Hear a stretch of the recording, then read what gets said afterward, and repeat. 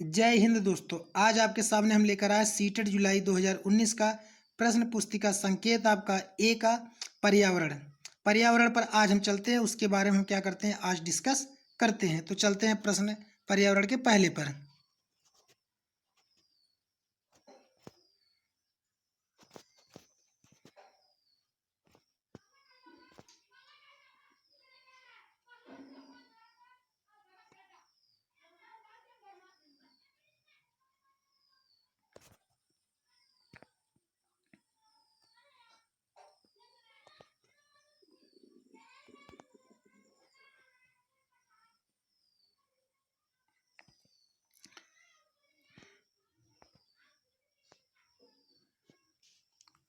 तो चलते हैं आपका प्रश्न नंबर 62 आपका जो है आज। प्रश्न नंबर 61 आपका क्या था? प्रश्न नंबर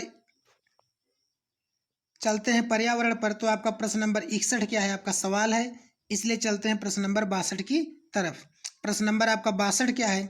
निम्न में से कौन सा अंतरराष्ट्रीय ख्याति प्राप्त लेफ्ट वेट लिफ्टर है? कह रहा है 62 में का आपका इनमें से कौन ऐसे हैं जो कि अंतरराष्ट्रीय स्तर पर क्या कर चुके हैं, गेम खेल चुके हैं। तो पहला ऑप्शन है आपका सुनीता विलियम्स, दूसरा बछेंद्री पाल, तीसरा सूर्यमणि, चौथा कर्णम मल्लेश्वरी। तो आपका इसमें ऑप्शन क्या हो जाएगा? चौथा हो जाएगा कर्णम मल्लेश्वरी। इसके बाद प्रश्न नंबर हम चलते हैं आपका 63 की तरफ। 63 का नीचे दिया गया कौन सा एक समूह जड़ों का है? जड़ मतलब कि जिसमें आपका क्या होंगे, जड़ निकले होते हैं, उस टाइप का है, ठीक है। तो रेशेदार नहीं, सिर्फ जड़ हो जिसमें हो, मोटे टाइप के हो। तो पहला कह रहा है चुकंदर है, आलू है, अदरक है। दूसरा ऑप्शन आपका इसमें कह रहा है कि आपका गाजर है, हल्दी है, अदरक है। तीसरा कह रहा है शकरकंद है, मूली है, हल्दी है। चौथा कह रहा है गाजर, चुकंदर, मूली। अब एक बार देखिए, गाजर आप खाते हैं, क्या होता है? जड़ होता है। चुकंदर भी जड़ होता है, लेकिन आलू अदरक क्या होते हैं आपके? जड़ नहीं होते हैं। तो आलू अदरक पहले जिन जिन में मिल रहे हैं आप उसको हटा दीजिए। तो अदरक दो ऑप्शन में मिल रहा है, पहला दूसरे में अदरक को हटा दीजिए। शकरकंद आपका है, मूली है, ठीक है, लेकिन हल्दी नहीं होता, इसलिए तीसरा भी हट जाएगा। चौथा ऑप्शन आपका हो जाएगा गाजर, चुकंदर और मूली। अब चलते हैं प्रश्न नंबर 64 की तरफ।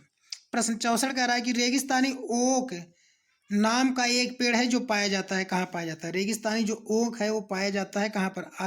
आबू धाबी में, ऑस्ट्रेलिया में, राजस्थान के रेगिस्तानों में, संयुक्त अरब अमीरात के रेगिस्तानों में। तो जो आपका रेगिस्तानी ओक पाया जाता है वो आपका ऑप्शन नंबर दूसरा ऑस्ट्रेलिया जो है, ऑस्ट्रेलिया में पाया जाता है। अब चलते हैं हम प्रश्न नंबर 65 की तरफ।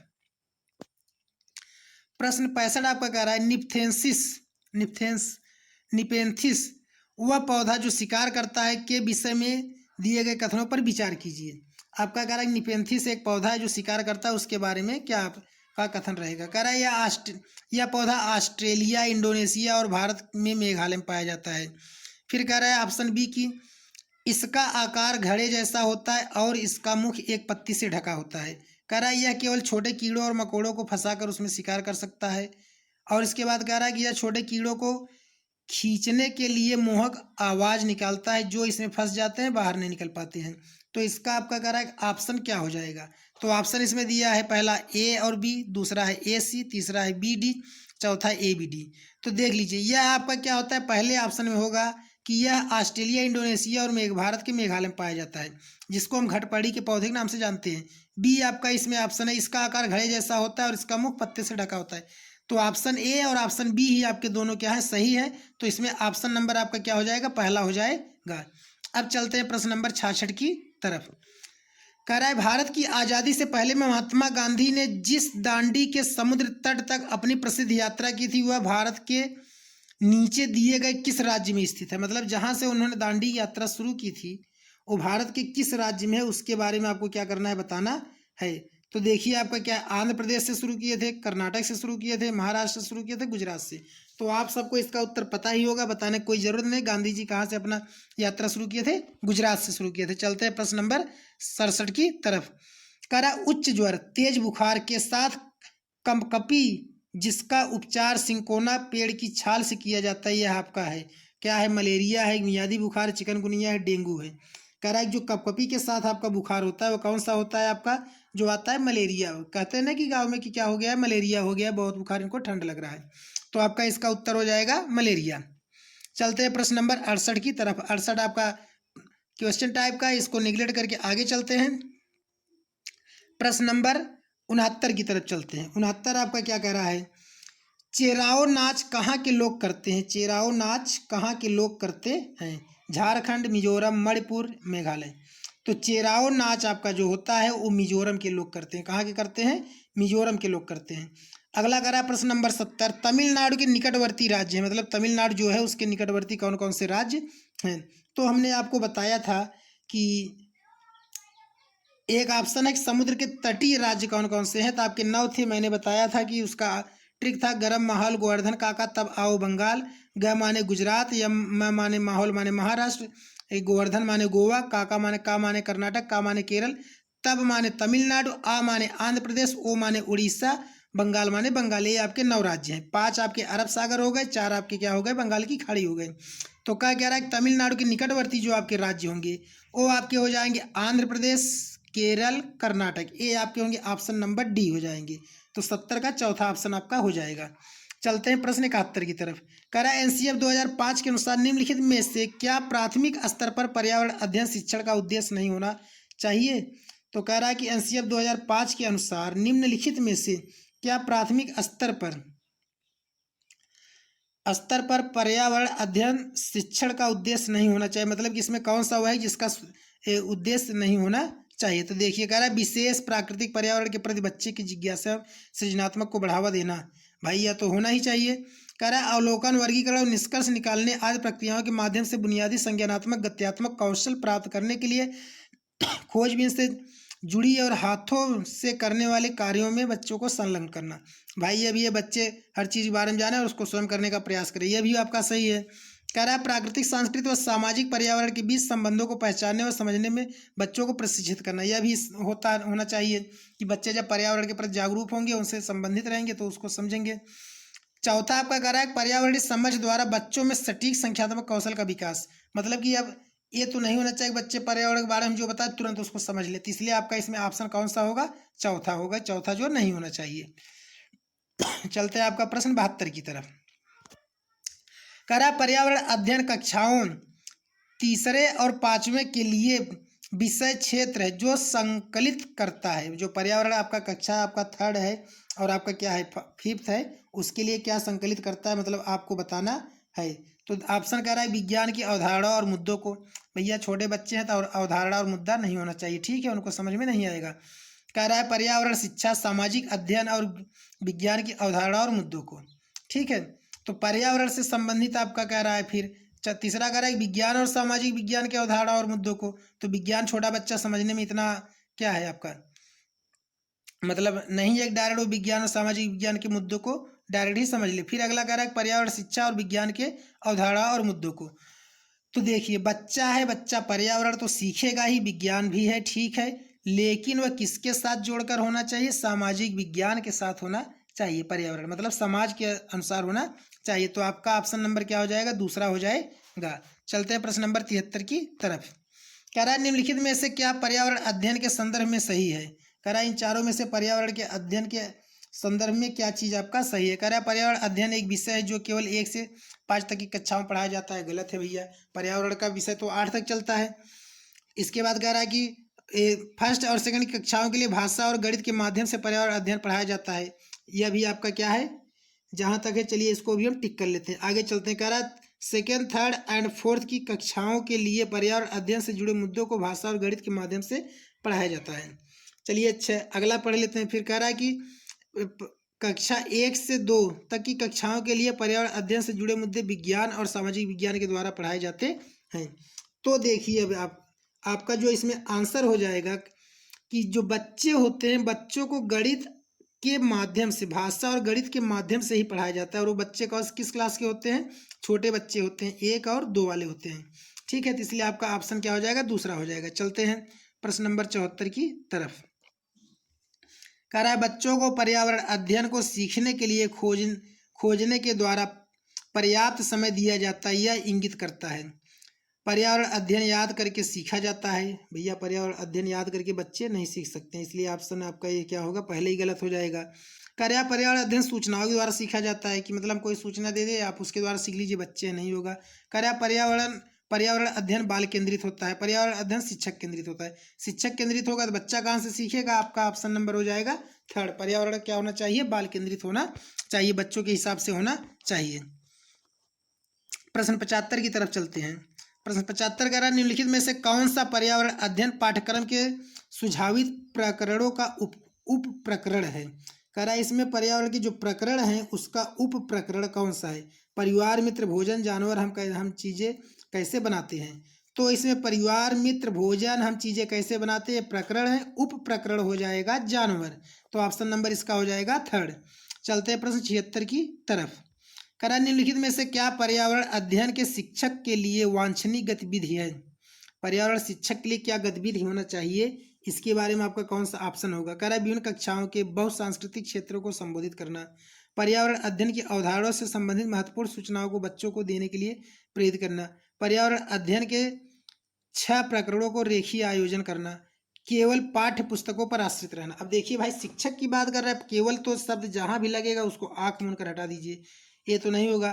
कह रहा है शिक्षक की बात कर रहा है केवल 6 प्रकरणों को ही केवल वर्णन करे तो यह भी नहीं होना चाहिए। कह रहा है पर्यावरण अध्ययन की अवधारणाओं के संबंधित महत्वपूर्ण सूचनाओं को बच्चों को देने के लिए प्रेरित करना। केवल पर्यावरण की बात कर रहा है और उसके बारे में मतलब आपका नहीं कह रहा है, तो इससे ज्यादा सटीक आंसर आपका पहला कह रहा है कि विभिन्न कक्षाओं को बहुसांस्कृतिक क्षेत्रों को संबोधित करना। मतलब कि आपकी जितनी कक्षाएं सभी को अलग अलग सांस्कृतिक जो चीजें सबको मिलाकर संबोधित करना, ये एक टीचर का क्या है सबसे बड़ा गुण है। प्रश्न चलते हैं 77 की तरफ।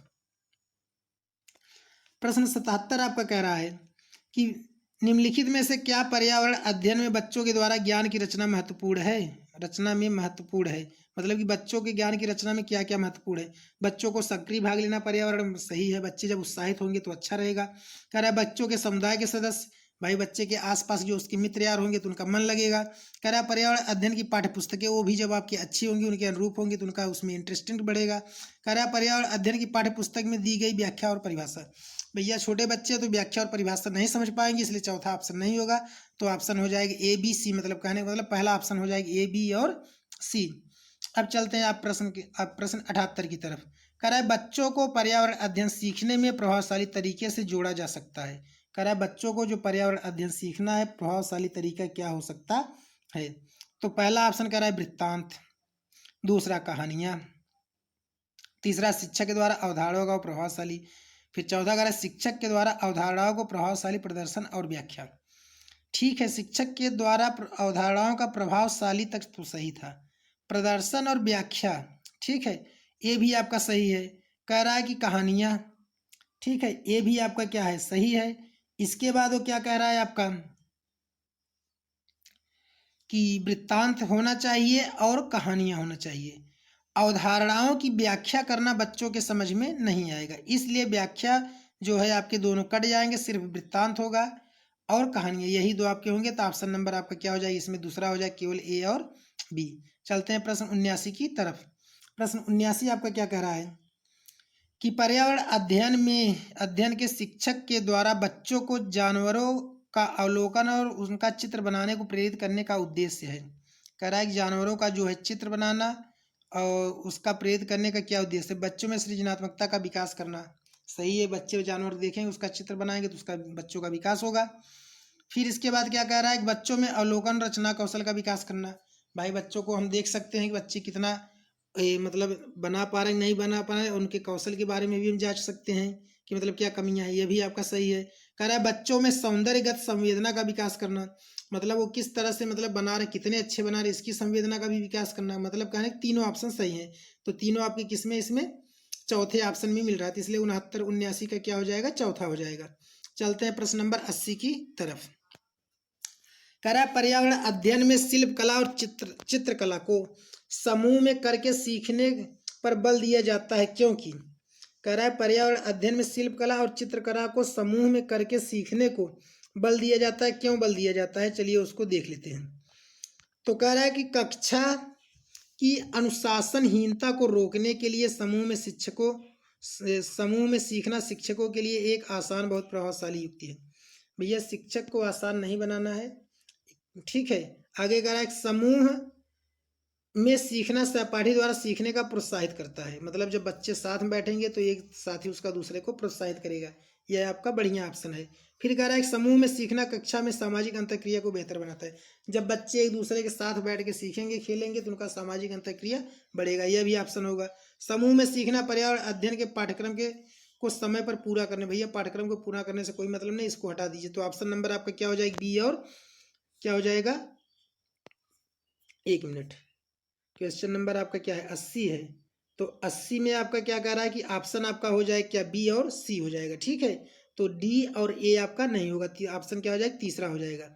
चलिए ऑप्शन नंबर प्रश्न चलते हैं 81 की तरफ। प्रश्न 81 आपका क्या कह रहा है? निम्नलिखित में से क्या पर्यावरण अध्ययन को सीखने का सबसे प्रभावशाली संसाधन है? सबसे प्रभावशाली संसाधन पर्यावरण को सीखने में क्या है? परिवार के सदस्य बहुत बड़ी भूमिका निभाते हैं, सही है। समुदाय के सदस्य ये भी आपके बहुत बड़ी भूमिका निभाते हैं, आसपास किया भी सही है। समाचार पत्र द्वारा भी बच्चे क्या करते सीखते हैं। कक्षा, तो कक्षा आपका कोई बहुत खास आपका नहीं है। ठीक है, पर्यावरण संसाधन के सीखने का सबसे प्रभावशाली आपका कक्षा नहीं हो सकता। इसके अलावा ये 3 सबसे ज्यादा प्रभावशाली है। ठीक है, तो ऑप्शन इसमें क्या हो जाएगा? A B C. तो ऑप्शन आपका हो जाएगा 81 का तीसरा। चलिए 82 की तरफ चलते हैं। निम्नलिखित सीखने के कौन से सिद्धांत का पर्यावरण अध्ययन में अनुसरण होता है? कह रहा है कि सीखने के कौन से सिद्धांत का पर्यावरण अध्ययन में अनुसरण होता है। सीखने का सिद्धांत पूछ रहा है। कह रहा है वैश्विक से स्थानीय की ओर। तो मतलब आपका स्थानीय से वैश्विक की ओर होना चाहिए, वैश्विक से स्थानीय नहीं, यह गलत हो जाएगा। कह रहा है अमूर्त से मूर्त की ओर। ठीक है, अमूर्त से नहीं होगा, मूर्त से होगा। फिर कह रहा है आपका क्या? अज्ञात से ज्ञात की ओर। तो अज्ञात से ज्ञात की ओर न हो करके आपका ऑप्शन नंबर चौथा हो जाएगा, ज्ञात से अज्ञात की ओर। अब चलते हैं प्रश्न 83 की तरफ।